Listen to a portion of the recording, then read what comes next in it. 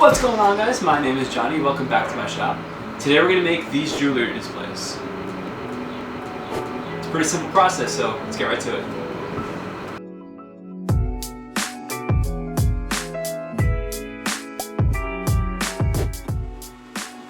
Like most projects with rough lumber, I start off on the jointer.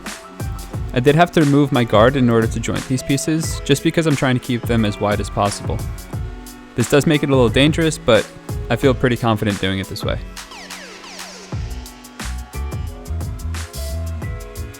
That section that wasn't cut by the jointer will be cleaned up in a later step.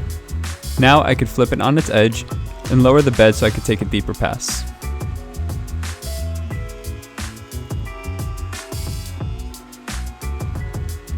Now I can move on to the planer. That flattened face will be registered off the sled, and the part that wasn't cut hangs off the side. This results in the top face being planed parallel to that flat face. And there's enough material registering off the sled that this piece won't rock once it hits the rollers.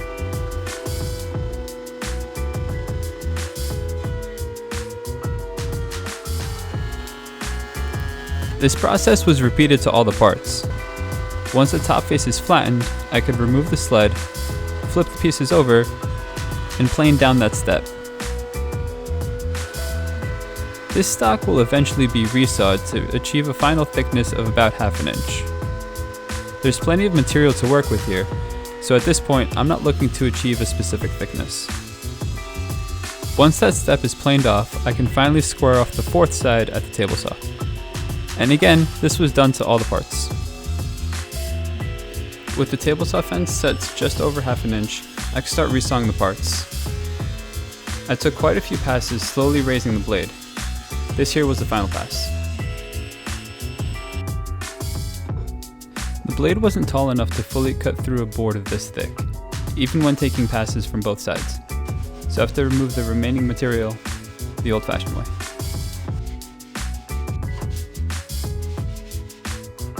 After cutting most of the way through, I could flip the board over and start cutting from the other side.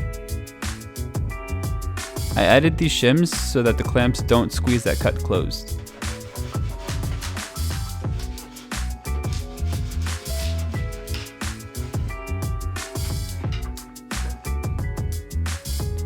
After separating the two parts, the two inside faces have to be reflattened. So I hit most of the high spots with a hand plane. And then I went back to the planer to bring the boards to their final thickness.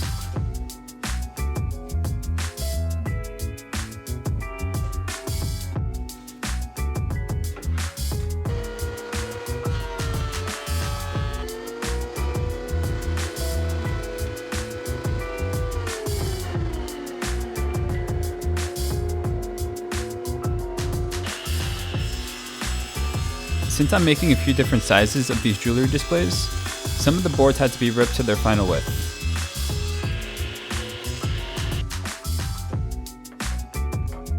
And others had to be glued up.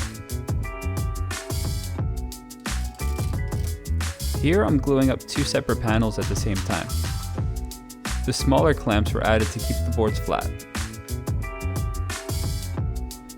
After the glue dries, I could start drawing my shapes. The compass I have isn't big enough to draw this radius, so I use a piece of wood cut to the right length with a screw in it to draw this arc. And now I can head over to the bandsaw to cut it out.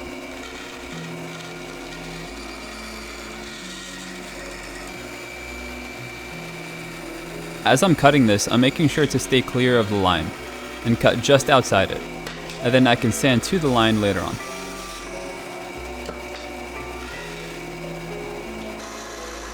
Even though I had that line to sand to, it was a little challenging to get an even and consistent curve.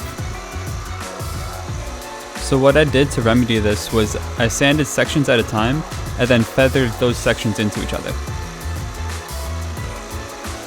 Once I was pleased with the curve, I can head back to the bandsaw to cut out these notches that will hold the jewelry.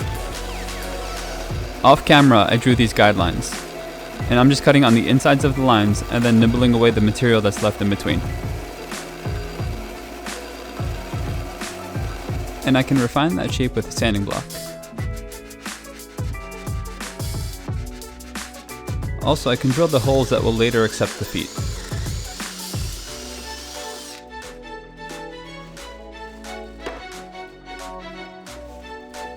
And after sanding the faces, these are all done.